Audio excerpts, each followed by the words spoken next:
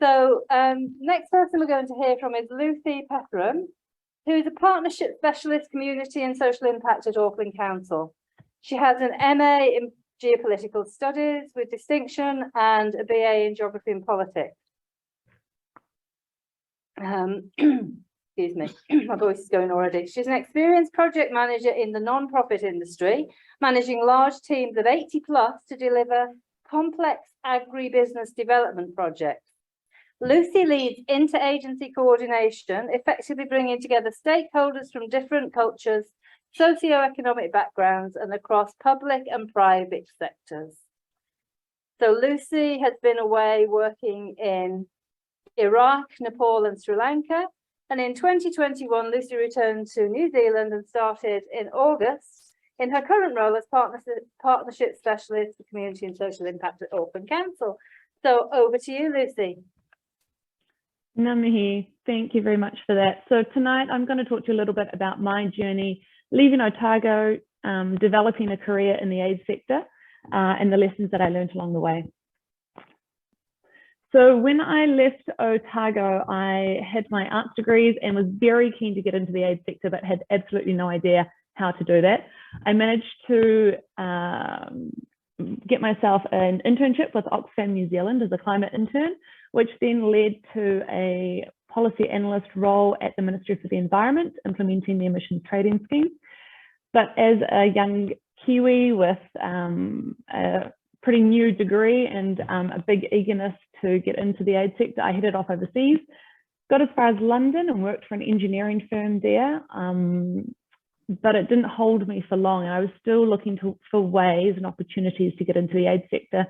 This eventually led to friends getting me a job at an international school in Iraq.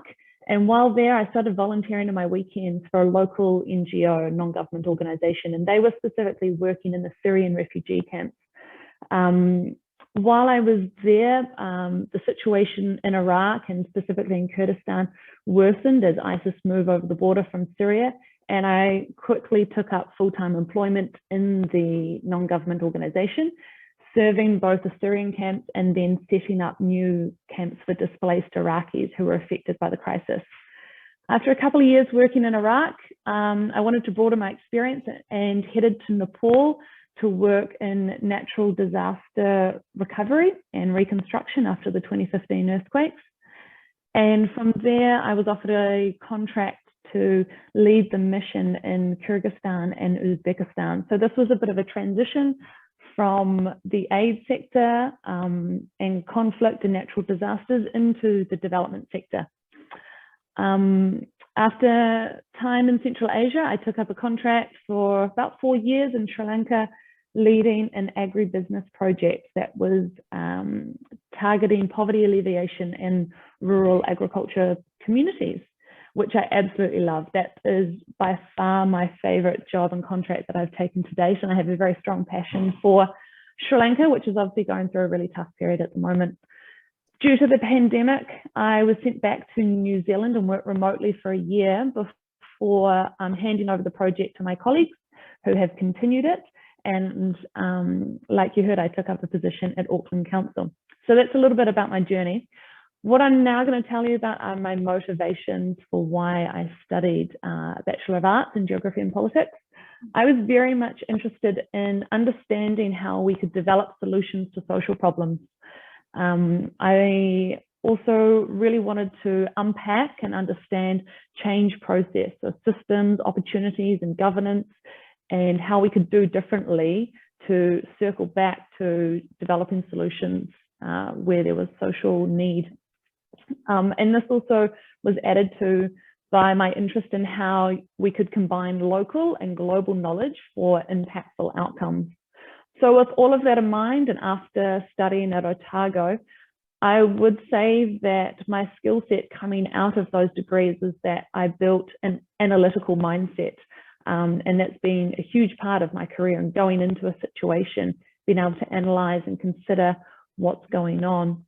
I've also learned the value of an evidence-based lens or concept, which has really served me well.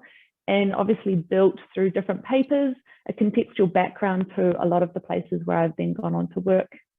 One of the crucial aspects I think I really learned from my arts degree was positionality and how that affects me and others around me, those I work with. And while I learned a lot of theory from my degree, what happened next was I had to learn how to transition and transform that into a career. So when I consider how I turned my BA and my MA into a career and working in the aid sector, these are some of the highlights from that journey that I think are pretty good lessons learned. The first thing was that you need to have initiative to be able to seek out and make the most of an opportunity. And I think that's something that Jacinda also spoke to. You have competition. These are highly competitive sectors that a lot of people go into work in. And when you have an arts degree, you have to have the initiative to prove why you're the best candidate. You're not necessarily going into a natural profession or career path, and it takes a lot of work to develop it yourself. So when you go into an internship or a graduate job or even a summer job, it's how you're going to make the most of it. And that leads to my next point of building a network. Every time you have a job, you need to be including those people around you in the network that you're going to continue throughout your career. So that starts now at university. You know, if there is a tutor that you really get along well with, if you have a lecturer, a professor, or if you go on to do postgraduate studies and work with your professors, then those are your first connections in building your network as you leave the university and go on. There's a number of times that I've connected back to previous contacts in my network, going all the way back to my lecturer, Professor Douglas Hill in the geography department, and we've stayed in touch for the last 10 years since I graduated for that reason. Understanding your strengths, but also your weaknesses is really important, and then knowing how to use them in your career. So I know for me that I am a good negotiator, coordinator, facilitator, but I also know that my weaknesses are that I can be quite impatient. I have a high level of expectation when it comes to delivering work, and that doesn't always gel well with others. So I have to learn how to balance that to get the results that we want and need as a team. And that's really important for not only within the organization that you work in, but also your external partners and organizations that you come in contact with.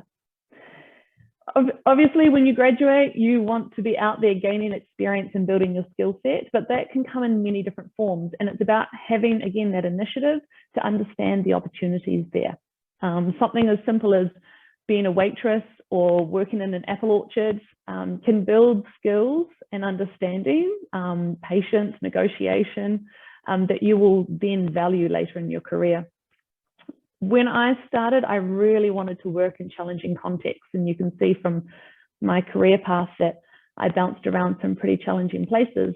And that in turn built a lot of resilience and understanding to be flexible, to have a different perspective, and that's something that I really valued. Within your career, you will have wins and you'll have failures, and hopefully the failures will diminish over time, or they'll become a lot smaller. But from all of those, you will be learning from it. And there's something to learn from everything that happens along the way. And it's really important to take some time and reflect on it as you go. Something that I've learned in the last 5 years is taking stock. And really, that means taking some time out to sit by yourself and reflect on what's important to you in the short term, in the medium term, and the long term.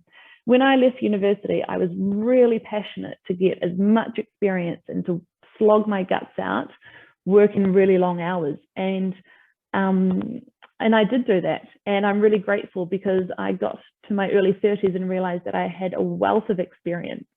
And in some instances, quite a lot more experience than some of my peers, which was great on the one hand, but I realized that I was also missing out in my personal life. And from my sort of early to mid 30s, I started to transition and balance my work and my personal life a lot closer to sort of a 50-50, which is where I am now. At the moment in my life, I really value my work and I'm really passionate about it, but I also value having the time outside of work. The aid sector is highly demanding.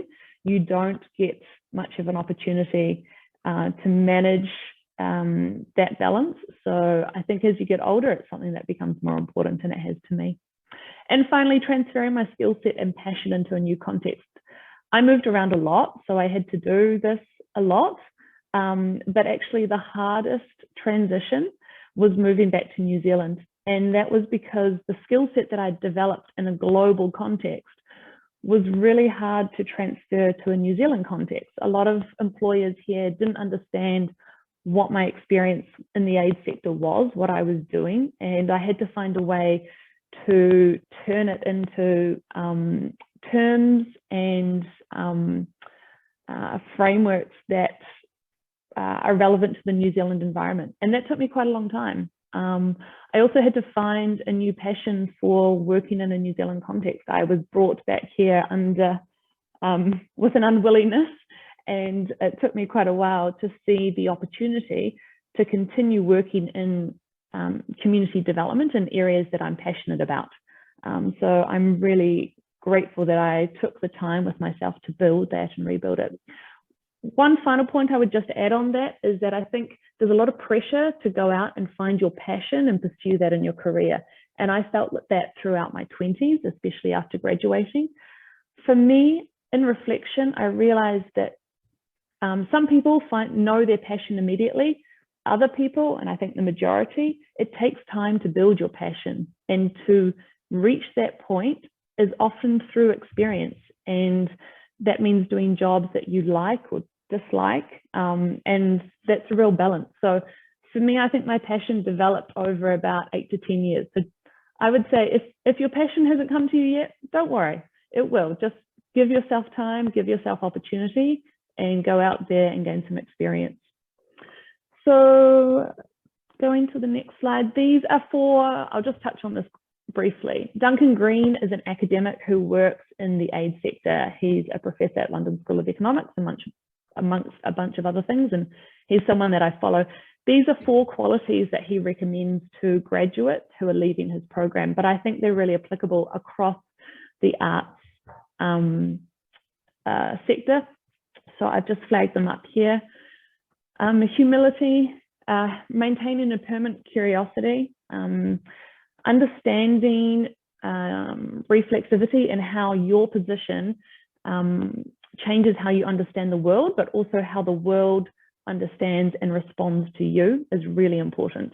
And pluralism is all about learning to value and work with people who don't think in the same way that you do. So that's really about getting out beyond your echo chamber, which I think in today's world is really important.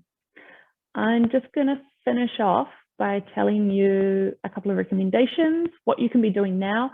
I say this every time I talk to a university student: start building your LinkedIn profile now. That is the beginning of your network. You can be doing it at university and adding tutors, professors, people that you connect with. But that's where recruiters are going to go to first to check out who you are and see where your CV matches. It's also how you can build into where your career path is going and getting to know your sector. And following on from that, you can start thinking now about how you're building your knowledge of the sector that you're interested in and your profile beyond university. And by that, I mean, attend events or open meetings where you can network. There are so many webinars that are available to you now since the pandemic, which you can be sitting at home from your bedroom at the university library to attend, which weren't available 3 or 4 years ago. So make the most of that. It's really easy to sign up for relevant newsletters or to follow organizations that you're interested in to keep abreast of what's happening in the sectors that you are wanting to get a career in. It also highlights who are the big players, who are the potential organizations that you want to get a grad job with or an internship. If you're lucky enough to have friends and family who work in the sector or have connections to the sectors that you want to get a job in, then that's fantastic. Use them, talk to them, ask them about their job, find out if it's something that, you know, you really want to be doing day to day. I didn't have that, so I had to really go out and try to find opportunities myself, and that's where taking initiative, building my knowledge and profile across networks was really important. Contacting organizations to learn more about them is a really easy way of showing initiative, and also understanding like, hey, do you guys have a grad program or an internship program? I'm really interested. How can I get into that? And finally, if you do get an internship, be clear about what are the skills or experience that you are developing through that period. A lot of them are unpaid, or they require you fronting up a lot of input into it. So make sure that you're clear about what you're getting out of it. And that's all. If you want to know any more, please get in touch. I think I've added my contacts there at the end. Thank you. Ngā mihi.